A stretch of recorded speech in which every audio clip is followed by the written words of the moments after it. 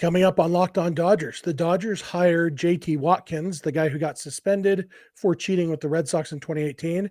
We have some thoughts on that we'll talk about. We're also going to talk about a trade proposal that Jim Bowden wrote about for possibly Bryan Reynolds coming to the Dodgers. And then I will debunk a little urban legend about Chase Utley, just because, Chris Taylor talked about Chase Utley today, so it was on my mind. That's what's on tap. So let's get Locked On Dodgers. You are Locked On Dodgers, your daily Los Angeles Dodgers podcast. Part of the Locked On Podcast Network, your team every day.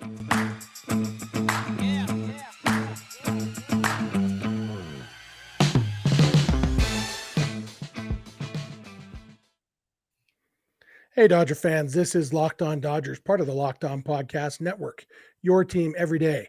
Thank you for making Locked On Dodgers your first listen every weekday morning. Remember, this show is free and available on all podcast platforms and on YouTube simply by searching for Locked On Dodgers.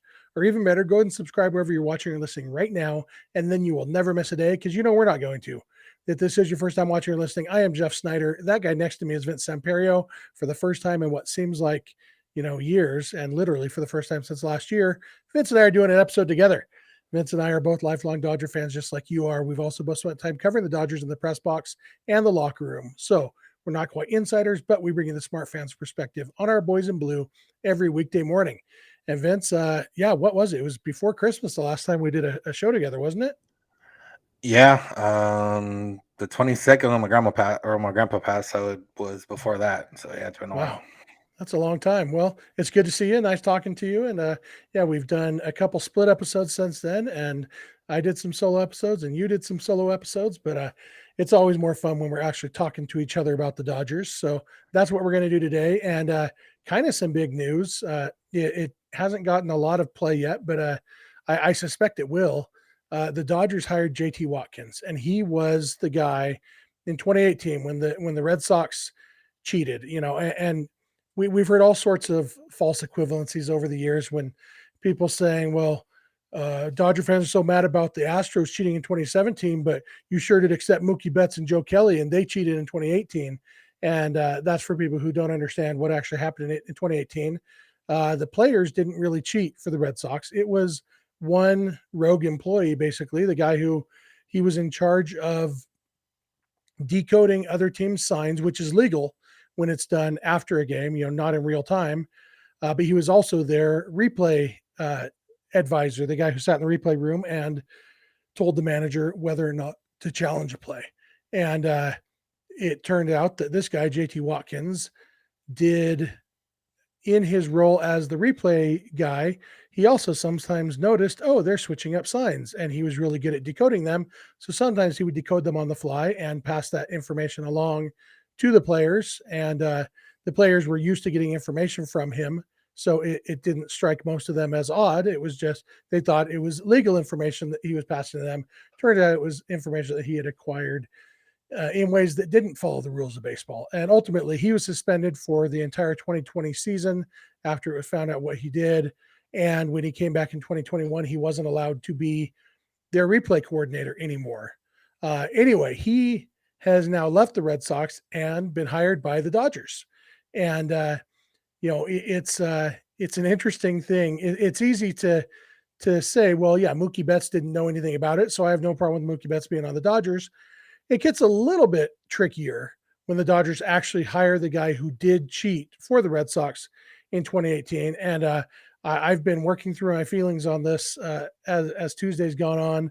I wrote about it, and it was kind of an online therapy session for myself as I wrote to figure out what I think about it. And I have opinions, but Vince, I'm wondering what you think about this.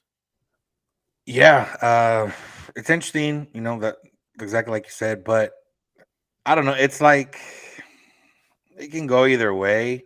They said Carlos Beltran was kind of the mastermind of what the Astros were doing. He did end up getting fired after after everything came out. Wasn't the manager of the Mets after all, and then hasn't really got back into management. He's been on the TV side of things, so he got not exile, but he's not in baseball in the role that he thought he was going to be in. This guy's in a role that he thought he was going to be in. I know it said he came highly recommended from Mookie Betts and JD Martinez, which is funny if you're not a Dodger fan, because you can be like, well, of course I recommended him. He cheated for them, kind of thing. But I don't know. I guess there's things in place to not cheat, and you got to imagine that that's going to keep him from doing it again. And clearly, he was at least somewhat good at his job beyond that part. And yeah, I don't know. It's one of those where there's nothing really you can say that you might not get clowned online for, or whatever the case is. If you say, oh, they shouldn't have hired him, people will say, oh, people deserve second chances, blah blah blah. If you say, oh, I'm glad they hired him, they'll be like, oh, you're glad they hired a cheater. So there's really no right answer, I guess, for my end. And at the end of the day, this is not probably going to hit a lot of the mass Dodger fans, and most people won't even know. So I don't even think it'll be a big deal. Yeah, except most Dodger fans listen to this show, and now they do know. I'm Right. pretty sure millions and millions of Dodger fans listen to this show. There's a couple things that it boils down to for me. One, it's important to recognize the differences between what the Astros did and what the Red Sox did, and how much more limited it was. And from Commissioner Manfred's report about the Red Sox, it says, unlike the Astros 2017 conduct in which players communicated to the batter in real time the precise type of pitch about to be thrown, Watkins' conduct by its very nature was far more limited in scope and impact. To the extent Watkins used in-game video to decode sign sequence information, the information he obtained was the cue for the actual pitch's sign among the many signs flashed by the catcher when a runner was on second base. The information was only relevant in circumstances when the Red Sox had a runner on second base, which was in 19.7% of plate appearances league-wide in 2018. And Watkins communicated sign sequences evidently decoded from the in-game feed in only a small percentage of those occurrences. And even when Watkins utilized in-game video to revise his advanced work, the information was only useful if the opposing team did not again change its sequence after Watkins passed along the information to players, et cetera, et cetera. It's very much different than a scheme that was devised by the players, carried out by the players, and entirely player driven. But when we're talking about Watkins, who did do it, for me, the big difference, and you and I actually both advocated for the Dodgers to pursue Carlos Correa, Vince. So we've both kind of said, well, let's put that in the past. Let's move on, because Correa is still in the league, and it's kind of silly for the Dodgers to be the only team in baseball that's morally obligated to not sign Carlos Correa. He's fair game for everybody else. And for me, Watkins is even more fair game, because unlike Correa and every one of his teammates, Watkins actually got punished. He's actually done the time for his crime. He was suspended for a year. He has literally, he got in trouble for what he did. He got punished, and now he's back. It's no different than hiring somebody who, made a mistake and went to prison for it. And really like a white collar criminal, somebody who, fudged numbers, an accountant who fudged numbers or something. I don't know much about accounting, as maybe you could tell, but it's somebody who broke the rules, got caught, and did his time. And he still has a job. He's allowed to work in baseball. He's not allowed to work in the video room, which isn't what the Dodgers hired him for anyway. It seems like he's kind of the replacement for was it Brant Brown that went to the Marlins? It seems like it's maybe because they promoted the other guy. Brant Brown and the other guy have the same name. What's the other guy's name? Brent? No. I can't remember. Can't think, The guy who got promoted from assistant hitting coach to co-hitting coach. And it seems like Watkins is replacing, coming in as kind of that assistant hitting coach, game strategy, offensive strategist kind of position. And, so there's no risk of him cheating again. He's done the time for his crime. And if he's good at his job, if he can help them win at this point, I don't have an issue with it. And I don't condone what he did in 2018. And I'm glad he got caught, and I'm glad he got punished. And, that's more than what happened to any of the Astros players who did much, much worse things. So if I'm okay with the Dodgers going after Carlos Correa, I can't imagine not being okay with the Dodgers hiring JT Watkins. True. And the Red Sox took our JT, and now we've taken their JD and their JT. So take that, Red Sox. You got any other thoughts on this before we move on? Nah, I got nothing else. All right, we're going to come back in a minute. We're going to talk about a trade proposal that could possibly bring Bryan Reynolds to the Dodgers. So thank you for making Locked On Dodgers your first listen every weekday morning, and please keep it Locked On Dodgers. This episode is brought to you by BetOnline. BetOnline.net is your number one source for sports betting info, stats, news, and analysis. Get the latest odds and trends for every professional and amateur league out there. From pro football to college bowl season to basketball and everything else, we've got it all at betonline.net. And if you love sports podcasts, you can even find those at BetOnline as well. We're also the fastest and easiest way to get your betting info. Head to the website today or use your mobile device to learn more. BetOnline, where the game starts. All right, we are back. I want to thank you all again for making Locked On Dodgers your first listen every weekday morning. We really appreciate it. If you're watching on YouTube right now, we'd love to hear your thoughts in the comment section below. Love to hear your thoughts on JT Watkins. Love to hear your thoughts on the trade proposal we're about to talk about. And if you're listening on the podcast, if you're driving, don't tweet at us right now, but tweet at us later, and we'll give you all that contact info at the end like we always do. But with that said, there was a trade proposal. Jim Bowden and Rob Bertenfeld. I have no idea how to pronounce the guy's name. He's a beat writer for The Athletic who writes about the Pirates.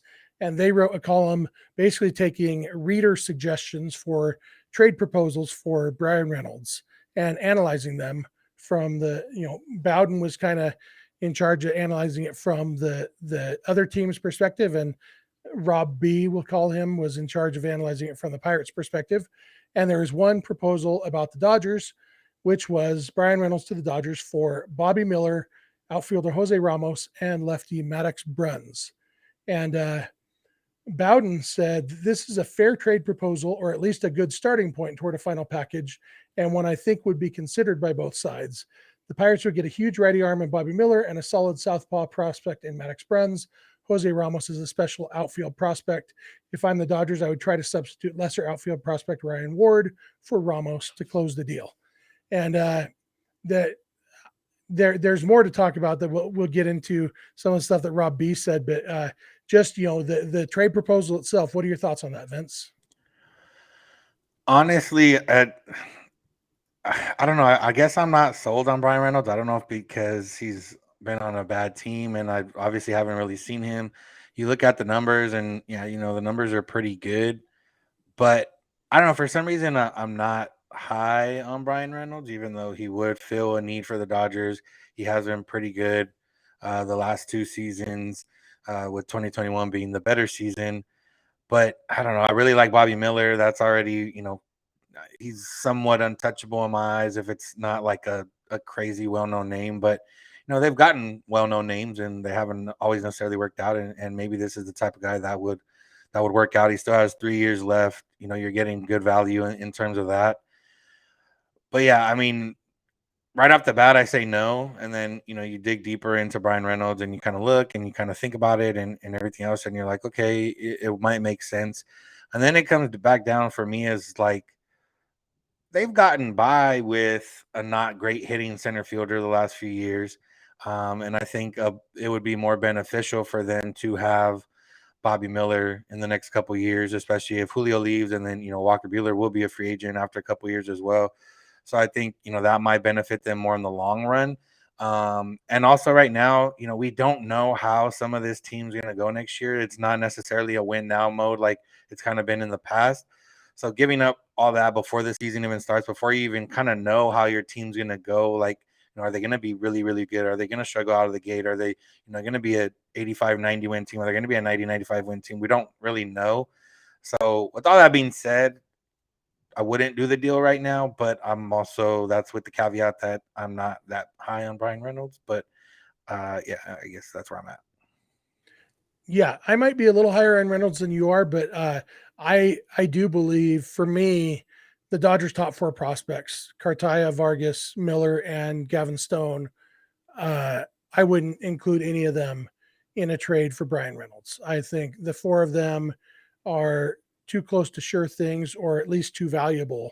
Cartaya isn't as close to a sure thing just because he's still so far from the big leagues, but he has so much value. I mean, Cartaya could headline a Shohei Ohtani trade. You're not going to include him in a Bryan Reynolds trade. And for that matter, I think Bobby Miller could headline a Shohei Ohtani trade too. Obviously, to get Ohtani, it would take more than just one person. But for me, those are guys, unless you're getting a Shohei Ohtani or somebody like that, that I think they're basically untouchable. And nobody's actually untouchable. If the Angels called and said, we'll give you Mike Trout and Shohei Ohtani for Bobby Miller, you'd say, okay. But within realistic parameters, I think those guys are pretty much untouchable, especially the Dodgers have turned down other people looking for Bobby Miller basically ever since they drafted him. And so it would seem weird to trade him now when he's ready for the big leagues finally. To trade him now would be a weird timing. I would like to have Bryan Reynolds in center field. I think my biggest concerns about Reynolds are defense, because his defense in 2022 was not very good. And he hits very well for a center fielder. But if he has to, if he becomes AJ Pollock and ends up having to move to left field, he hits okay for a left fielder, but not, it doesn't stand out nearly as much. His offense doesn't. And so that drastically reduces his value. His value comes from the fact that he's a center fielder. And right now, I'm pretty sure that James Outman is a significantly better defensive outfielder than Bryan Reynolds. And so while I would love to have Reynolds, it would have to be at a lower price than that, I think. Yeah. I don't know if you want to read the last part of me, but Rob B, in his take on the trade, he said, first he talks about Miller, 29th pick in 2020 out of Louisville. Miller is a top of the rotation arm. Spent most of last season basically just telling Bobby Miller's stats, which we all know. But then the last paragraph, he says, if I'm Ben Cherington, the Pirates GM, I find as many opportunities as possible to mention the Dodgers' crushing loss to the Padres last year in the National League Division Series. Would Reynolds be the missing ingredient that gets LA to the World Series in 2023? Who knows, but maybe stirring up those bad memories would spur the Dodgers' brain trust to act. And I don't know. What's the nice way to say that's the stupidest thing I've ever heard? I guess that's the nicest way to say it. Like, Andrew Friedman is really, really good at his job. Do you really think that trolling him or goading him is going to, okay, I'll throw out all the good stuff that I know and I'll just give you whatever you want because you mentioned the Padres? Like, come on, Rob B. Yeah, and on top of that, let's just say you do get Bryan Reynolds. He's not significantly better or even better at all than Trey Turner, who the Dodgers did have last year, and they didn't beat the Padres. So what he's implying there is that, like, oh, is Bryan Reynolds a missing ingredient more so than Trey Turner? I don't think so. The simple fact of, I know you don't really believe in clutch and that kind of stuff, but if good hitters are going to be good hitters, but Bryan Reynolds in the majors has never played in a game that meant anything except like the first week of the season when the Pirates are still technically in it. Because after that first week of the season, the Pirates are usually out of it and playing, for a top draft pick. So he's never been in that type of pressure cooker. It's similar, there's guys in the NBA and NFL where it's a little different, like putting up empty stats on a bad team. Baseball is a little bit different where, there's not really any empty stats, I don't think, but there's also playing in games that don't matter. And, it's while some guys may be able to handle it, some guys may be able to not. I mean, we've seen guys go to big markets and, not really figure it out. Joey Gallo went to New York and, kind of forgot how to hit and how to handle things. And it didn't go his way. Now, is it New York? We don't know. Similar things happen in LA. We'll see how he is in Minnesota. But yeah, I think it's just a different environment that he hasn't been in. I'm sure he had been in it growing up, high school or college, or, I don't even know if he went to college, but I'm sure he's been in big games before, but not in the majors. Yeah. And if they did try to go to Andrew Friedman by mentioning the Padres series, Friedman's answer would be, we lost that series with Mookie Betts and Freddie Freeman and Trey Turner and Will Smith and Max Muncy and Cody Bellinger, Justin Turner. Like, roster construction wasn't the problem. The problem wasn't we didn't have enough good players. The problem was the good players we have didn't hit. And so, yeah, like you said, Vince, unless you can prove to me, guarantee to me that Bryan Reynolds has it and he's going to hit in the postseason, because the fact is, like, it took a historically bad stretch during those couple games against the Padres to lose that series. The Dodgers went 0 for 20 with runners in scoring position. If they go 4 for 20, which still isn't good, they sweep that series. Like, it was literally historically bad for a couple games with runners in scoring position, that was the difference. And there's no reason to think that Bryan Reynolds would be the answer there. And, if anything, Ben Cherington would embarrass himself bringing that up, and Andrew Friedman might refuse to do the deal just because he has no more respect for the guy. He'd say, "You sound like Rob Bertenfeld, Ben Cherington." Yeah, I'm just looking at Reynolds' career splits in different stadiums, just because Dodger Stadium is kind of it's at least a big crowd, and he's actually done pretty well in his career at Dodger Stadium, 937 OPS. I'm just looking at some of the other ones that get big crowds.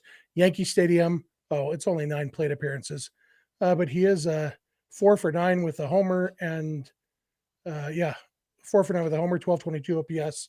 But yeah, it's really, there's no way to know until you get into the postseason. And while I do believe that Bryan Reynolds would probably do better in a postseason series than Cody Bellinger did last year.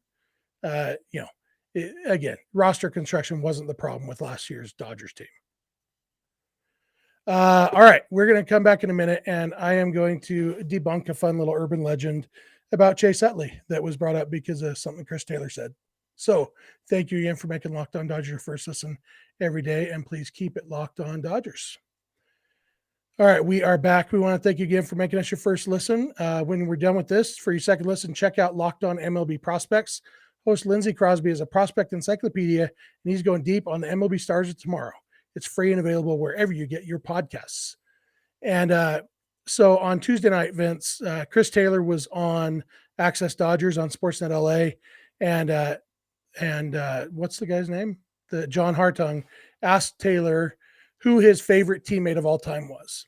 And Taylor's had 251 teammates in his career. I looked it up. And he said his favorite teammate of all time is Chase Utley, which isn't surprising. And he talked about the fact that all the work that Chase Utley put in, and not even all of it was to make himself better. He put in more work to help his teammates be better than anybody Taylor's ever seen. And that got me thinking about, I remembered hearing a story a couple of years ago about Utley putting on a bat boy's jacket and going out between innings to take baseballs to an umpire. And when he got out there, the umpire saw it was him and asked what he was doing there. I'll just read you. Peter Gammons wrote it. He said, there was a game last year, and so this was 2017, so it would have been a 2016 game. There was a game last year in which Clayton Kershaw wasn't getting strikes he thought he'd thrown. When the Dodgers got back to the dugout, A.J. Ellis was hollering at the home plate umpire. Utley warned Ellis not to get ejected. Chase grabbed a bat boy's skull cap jacket, got a towel, and rounded up a bunch of fresh baseballs and went out to give the umpires the balls, which is the bat boy's job. When the umpire asked him what he was doing, Utley told him he was not going to embarrass the ump, that no one would notice he was out there, but Kershaw had to have some of those pitches. Having spoken his piece, Utley ran back to the dugout just like another clubby bat boy. And there's no way to verify whether that story ever happened, but there's no reason to think it didn't happen somewhere along those lines. But as I was looking that up, I noticed there was another Chase Utley story that sounded a little bit more apocryphal to me, and definitely more verifiable. And this one from Gammons in the same article says, coaches tell the story of a game in which the Dodgers had a big lead in the top of the 8th inning when one younger, enthusiastic teammate stole second base, which ticked off the opposition. When Utley got to the plate in the 9th, he told the opposing catcher to have the pitcher drill him. Then his teammate would understand there are consequences for showing up the opposition. And, part of this, I started thinking, okay, well, who could that teammate have been? And obviously the first person you think of is Yasiel Puig, but Puig had been in the league for over 3 years by the time Utley came to the Dodgers. So I'm not sure that Puig at that time would have been described as a younger, enthusiastic teammate. Although I could see Utley trying to help teach Puig some lessons in some cases. But so I decided I wanted to figure out who it was, who the teammate was. That was kind of my main impetus for looking up what teammate was it that stole a base with a big lead and got Chase Utley drilled. And so I looked, and there's so many details in this story. Stolen base in the top of the 8th, and then Utley came up in the top of the 9th, told the catcher to have the pitcher drill him. Well, in Chase Utley's 4 years with the Dodgers, he was hit by a pitch in the 9th inning exactly one time, and that one the Dodgers were down 8-6 at the time. Jeremy Jeffress hit Chase Utley, actually made Utley the tying run, put the tying run on base. So that's definitely not it. They didn't have a big lead ever in that game, and he definitely wouldn't get hit by a pitch in that situation on purpose. And so I started looking, well, maybe they just had the innings wrong, but Utley never really got hit by any pitches. He got hit by 31 pitches as a Dodger, but never really with a very big lead. The biggest lead, they were up 6-1 one time, 6-0 a couple times, 6-1 a couple times, but nothing bigger than that. And so I looked at each of those games where they did have a big lead, but it's like the closest one that I thought, oh, maybe this could be it. The Dodgers were up 6-0, and Utley got hit in the top of the 8th inning. And so I thought, oh, maybe that's it. And they just got the innings off. But a couple things that make me think that's not it. One, Utley got hit to load the bases in that game. And even down 6-0, I don't think a pitcher is going to throw at a hitter deliberately to load the bases. And I looked at the inning before that, and there were no stolen bases the inning before that. There were no stolen bases in the 6th inning either. And the Dodgers were only up 3-0 in the 6th inning. They actually scored 3 runs in the 7th to go up 6-0. So that one doesn't fit either. And it just kind of, it's always funny to me that these stories have so much detail, and the internet exists for everybody. I don't have special internet here at my house, but so many people never even think, I'm going to see if this is true before I write about it and put it out to everybody. And I don't know if it's Peter Gammons obviously is old school, and he came up as a writer in a time when it wasn't easy to verify those things. But it's one of my most annoying personality traits, which is saying something that even when I'm reading books, I will stop and I will fact check books. And all the time there's stuff like, that never happened. You put that in a book, like check and see if it happened, especially if the book's been written in the internet era. If the book was written in the 70s, I get it. But if your book is written in the last 15 years and you didn't check Baseball Reference to find out if the play in question happened, like, come on, people. I don't know. What do you think, Vince? It's definitely more of your personality. I don't think I even would have thought to check it, but it is funny. I mean, there's plenty of tall tales from a bunch of different sports, and recently LeBron's been kind of under the microscope for things he said or things he says after the fact that, oh, I knew Kobe was going to score 81 that day, or whatever the case is. So it is funny when other people do the research, like you. Like, I'm never going to be the one to sit there and do the research, but I'm glad there's people like you that do it. That way we can clown them and I don't have to do the work. Yeah, and if you listeners have a favorite tall tale that you've always wondered, I wonder if it really happened that way, hit me up in the comments or on social media or something, because I love looking this stuff up, and I'll do my best, especially if it's something verifiable. We can't know what LeBron James actually said, before Kobe scored 81 points. But we can know if Chase Utley got hit in the 9th inning, an inning after a young teammate stole a base with the big lead. So there are things like that. It's always fun to look at. And to be fair to myself, because I believe in being fair to me, my main focus was, I wonder who the young player was. That was, it wasn't, I didn't immediately think, oh, that's a lie. I thought, oh, I wonder who the player was, because it seems like it would be Puig, but that might be too late in Puig's career. So that was my motivation for looking it up. And then it was just a happy accident that, oh, it never really happened. Sorry, Peter Gammons. A lot of these times too, they'll especially when players are telling old stories, it'll be like bits and pieces from like 3 different stories, but they put it into one. I think you even found one of those before where like a couple of things came together, like this happened and this happened, but not at the same time. So yeah, things get lost in. It's like the telephone game. The more times it gets told, the more different it is. Yeah, and Vin Scully, one of the things that always impressed me most about Vin was I would fact check Vin a couple times, and he was always right on. Like, he talked about some game that happened in 1962, and like I'd look it up and say, crap, it happened exactly the way Vin said. He's 90 something years old and he still remembers exactly what happened 50 years ago. It was ridiculous. So, Oral Hershiser had one a couple years ago, talked about a time that he hit the same batter 3 times in a game. I can't remember who it was, but I looked up and that one wasn't right either. It was, I told Earl, but he said it felt like 3. So that was That was his excuse. And I've done the same thing. Like, I actually used to brag that the only home run I ever gave up in my pitching life, the guy who hit it ended up in the NFL. His name was Darren Shiverini. He's a wide receiver. Last I heard, he's the offensive coordinator for University of Colorado. But I actually just came across a scorebook. Oh no, that article. Remember the article that I shared on social media about me being fat? I pitched a really good game, and the headline the next day was coming up huge. And the opening paragraph said, Elsinore High School pitcher Jeff Snider wasn't blessed with the most athletic of bodies. And then it went on to talk about me pitching well. In that same article, I read the rest of the article. I gave up a home run in that game. I actually allowed 2 home runs in my life. I only remember the one to Darren Shiverini, but I allowed one in that game too. So, sometimes I even have to fact check myself. But, I guess it's a good thing that guy wrote that article about me being fat. But with that said, I'd love to hear if any of you guys have urban legends or things that seem like they might be urban legends. I'll do the research. I like that stuff. So that's all I got for today, Vince. You got anything else? Nothing else. We've hit that dead period. There's not a lot of free agents left. I don't know how much news we'll get, but this is kind of the time Andrew Friedman has struck in the past. Maybe not January, but or after this point of the off season. So we'll see what happens.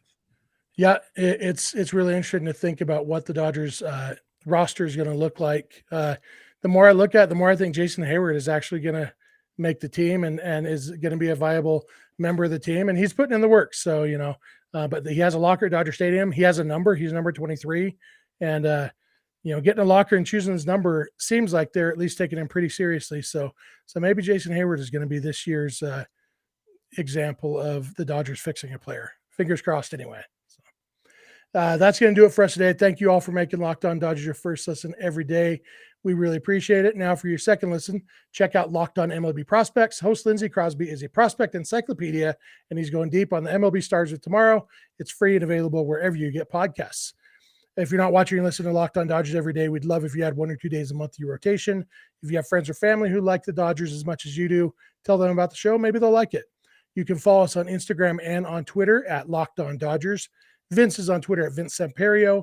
I am on Twitter at Snydog, and the DMs are open in all of those places. Our email address is lockedondodgers@gmail.com, and our phone number for voicemails or text messages is 323-863-LOCK-5625. We are here every weekday morning, and we hope you'll be here with us. When you get in your car or sit on your couch, tell your smart device to play podcast Locked On Dodgers. And remember, you don't have to agree. You just have to listen. We'll talk to you tomorrow.